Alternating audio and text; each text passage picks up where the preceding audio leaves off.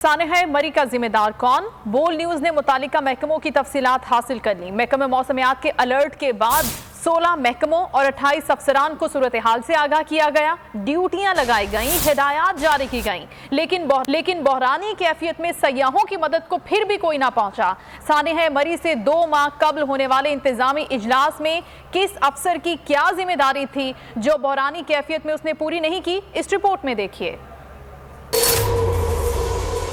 सानहा मरी का जिम्मेदार कौन? बोल न्यूज ने सुराग लगा लिया। 2 माह कबल इजाफी बर्फबारी के अलर्ट पर मुतालिका महकमों की अहम बैठक का इंकशाफ। सयाहों को महफूज बनाने के लिए हिदायत जारी की गईं, लेकिन अमल ना हो सका। बोल न्यूज को मौसूल दस्तावेज के मुताबिक मरी में 2 माह कबल इजाफी बर्फबारी के अलर्ट के बाद तमाम मुतालिका महकमों का इजलास बुलाया गया, जिस पर रास्ते पे गिरे दरख्त हटाने की जिम्मेदारी DFO मरी को दी गई थी, लेकिन बर वक्त दरख्त न हटाए जा सके, जिसके बायस गाड़ियां रास्ते में फंस गईं। चीका गली में इजाफी नफरी के जिम्मेदार SDPO थे, लेकिन बर्फबारी में फंसे सयाहों की मदद के लिए कोई न पहुंचा। सयाहों की मदद के लिए रजाकारों के बंदोबस्त के जिम्मेदार चीफ ऑफिसर म्युनिसिपल कॉरपोरेशन थे, लेकिन रजाकार तो दूर की बात, सिर्फ गाड़ियों को धक्का लगाने के लिए सयाहों से 5-5 हजार रुपए बटोरे गए। जंजीर माफिया को लगाम डालने की जिम्मेदारी SP मोटरवे की थी, लेकिन बहरानी हालात में जंजीर माफिया 10-10 हजार रुपए बटोरती रही और किसी भी हंगामी सूरत हाल पर